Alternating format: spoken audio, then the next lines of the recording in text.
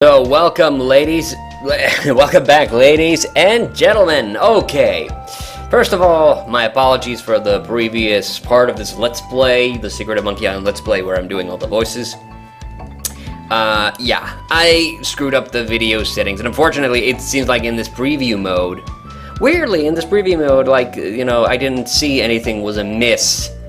So, it wasn't until I was looking at the video after the fact that I realized it had those ugly lines, and yeah, I've had that happen before with this recording setup, and I apologize. I apologize profusely for having to make you go through that.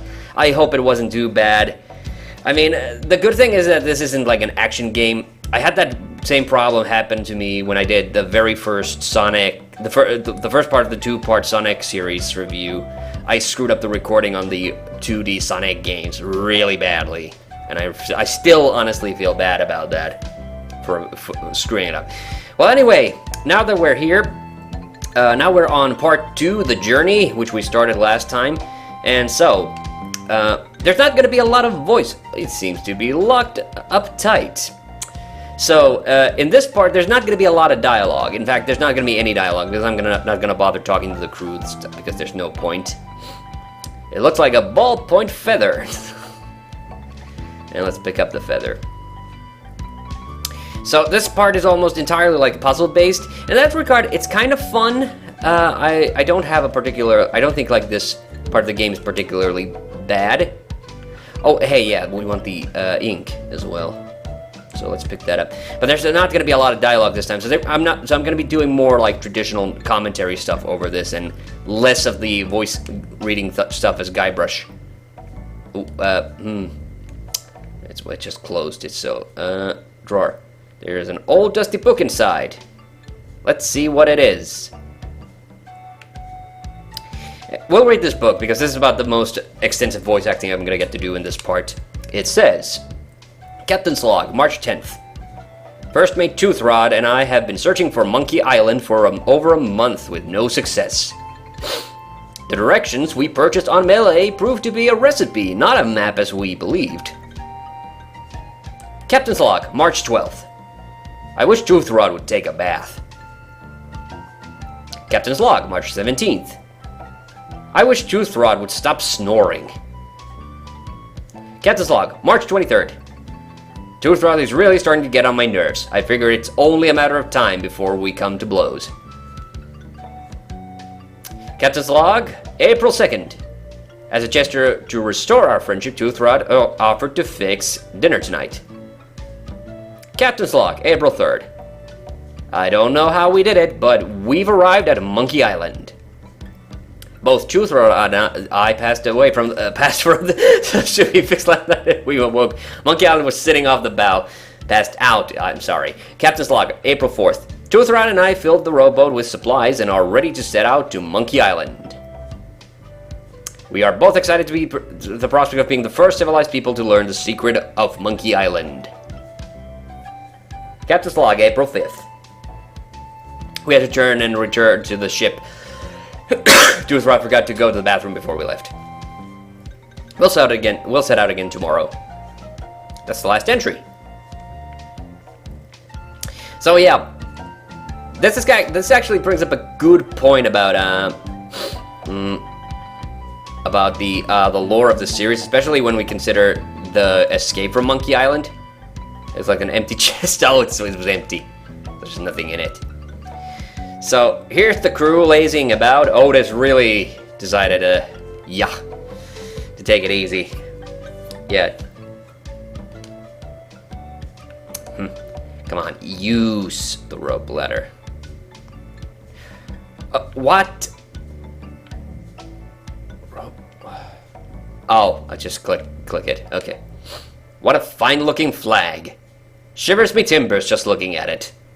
Okay, you're coming with me, flag. So the Escape from Monkey Island, of course, in case you haven't played it, big spoiler alert, of course, explains that the character Herman Toothrod, which we'll meet later in this game, is actually Elaine's grandfather. But this is interesting because it's combining two characters who were previously, like, unconnected. They're just old, empty kegs.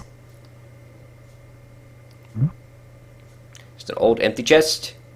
Giant piece of rope. It's a giant piece of rope. Oh, no kidding.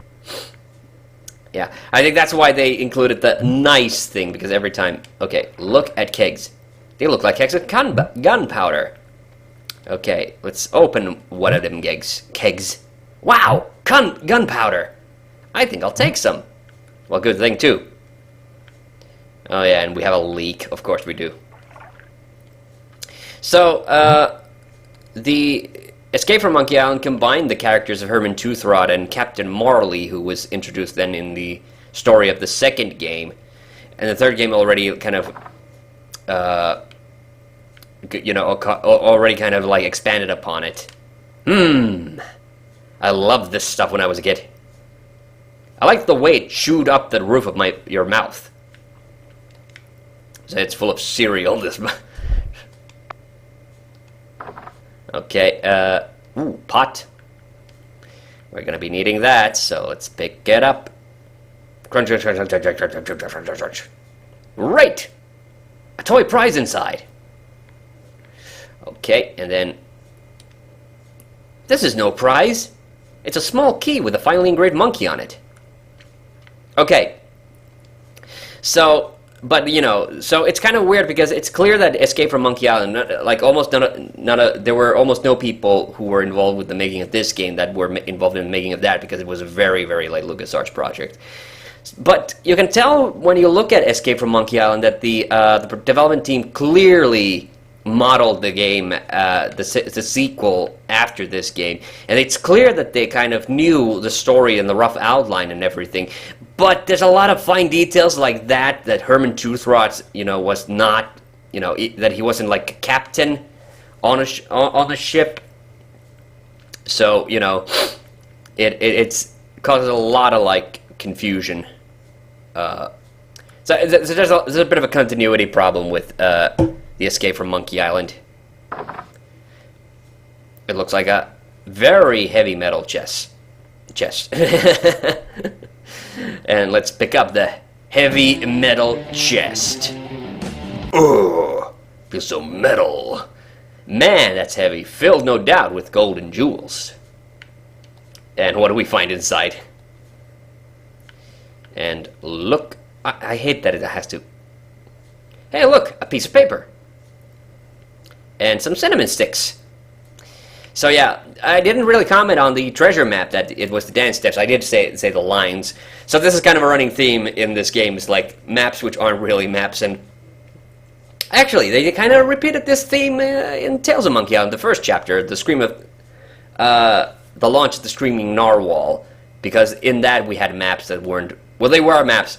Okay, but yes, you can see that this is... Yeah, this is another thing I commented on in my video of the dumbest adventure game puzzles, and this was actually a puzzle I considered also putting on the list.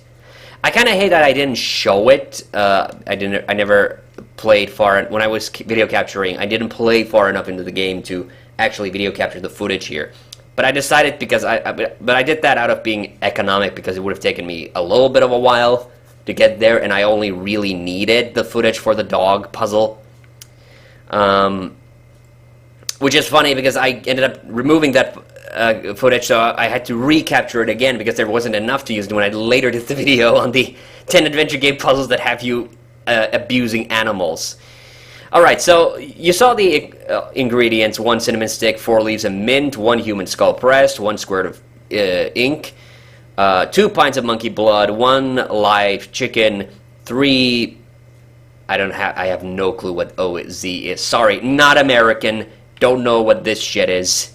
OZ. It can't be ounces of brimstone. Hey.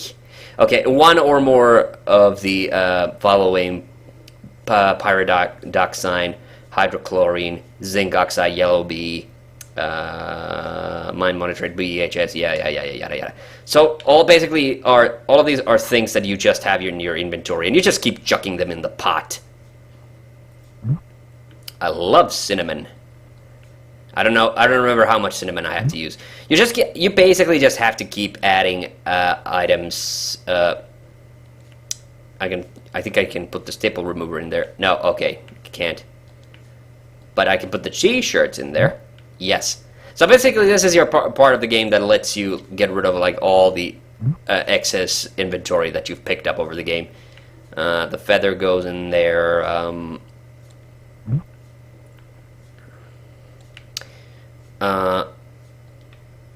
It doesn't matter. Just a drop. Actually, let's check the recipe a little bit. 1 squirt of ink. Okay. 4 leaves of mint. So 4 mint. Oh yeah, the rubber chicken has to go in there.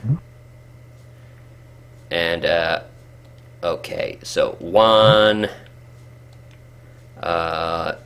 2,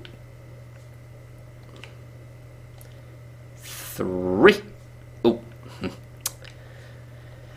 Oh, 3. Then 4. God damn it, how do I keep misclicking? The pot is so fucking big, how do I keep missing it? Can I throw Stan's card in there? Haha, I can, yes. Can I throw the note in there? Oh no. So I had 1 squint of ink. I think I can throw the bookmark in there as well. No, I can't, okay. Oh, yes, the flag. That's something I do have to throw in there. And I think I can throw the cereal box in there as well. This is going to be good. Really? Okay. 4 leaves of mint, 1 human skull, 2 pints monkey blood. Oh, I haven't found it. Ah, yeah, that's the wine. I forgot that. It's in the hold. So, yeah. Also, one thing I want to talk about. Of course, I've been doing the voice of Guybrush here, but of course, I haven't really mentioned Dominic Armato, the guy who is the voice of Guybrush. And actually, I think this is kind of fitting as we are cooking up this recipe.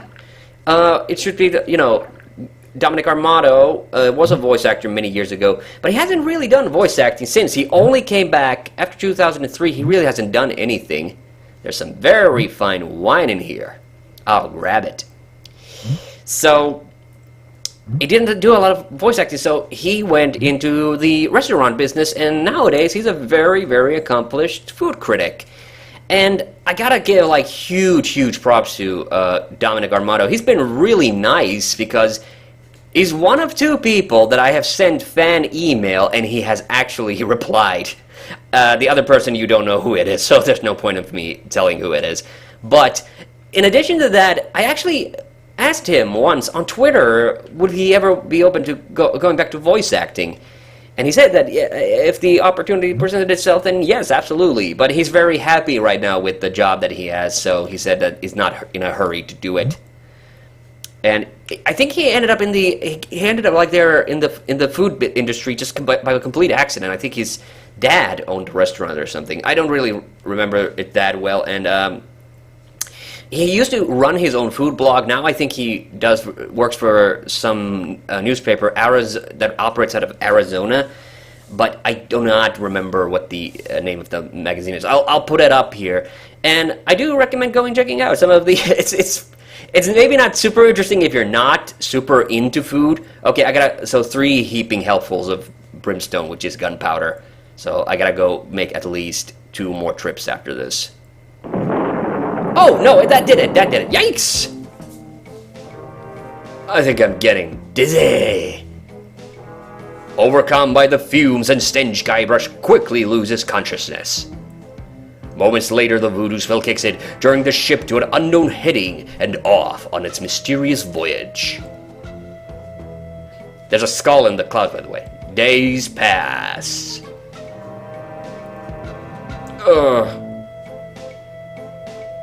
Yeah? Are you gonna say anything else? No. He'll just get up once I click. I feel awful.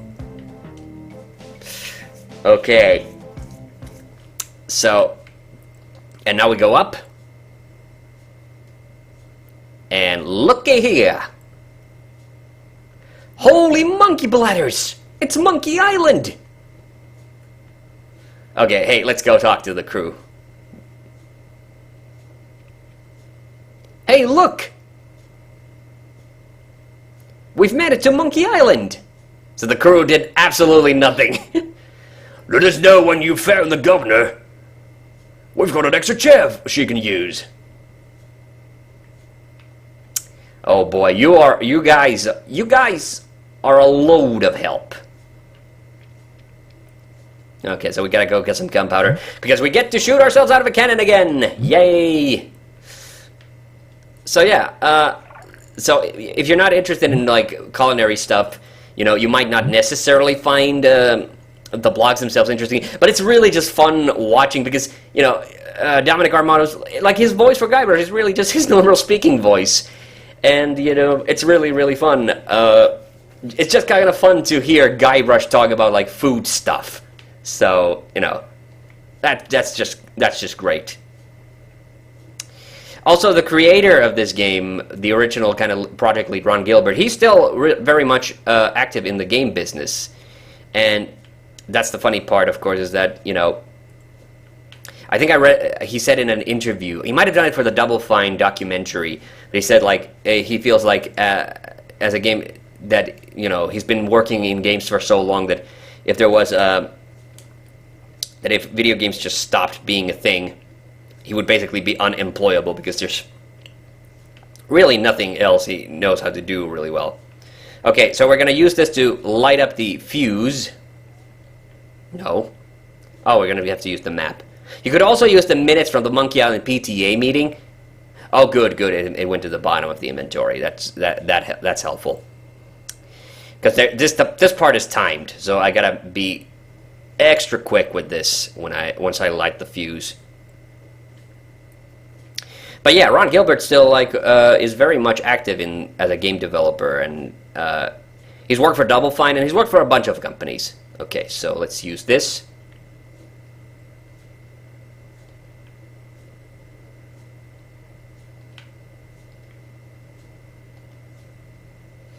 And here we go! I love this animation, this is so great! Oh man, I love that. Part 3, Under Monkey Island!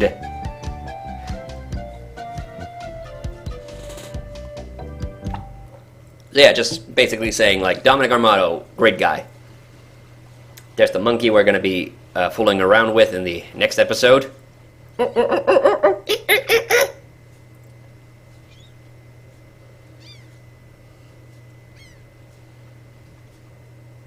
Hi! I'm Herman Toothry. Don't bother to say hello. I've only been waiting 20 years to talk to someone civilized. I don't mind. Fine. By the way, you might want to think about putting out that fire. Someone could be hurt.